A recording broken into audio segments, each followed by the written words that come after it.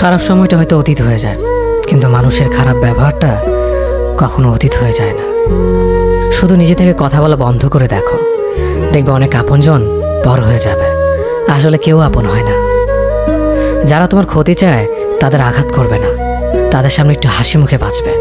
দেখবে তুমি আঘাত করলে যা কষ্ট পেত, ওরা তার থেকেও বেশি কষ্ট পাবে।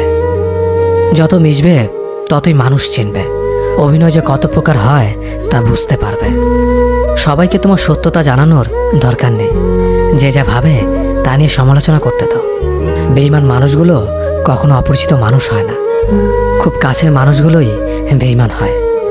মানুষ চেনা শুরু করলে এমনিতেই বন্ধুর সংখ্যা কমে যাবে, এটাই বাস্তব।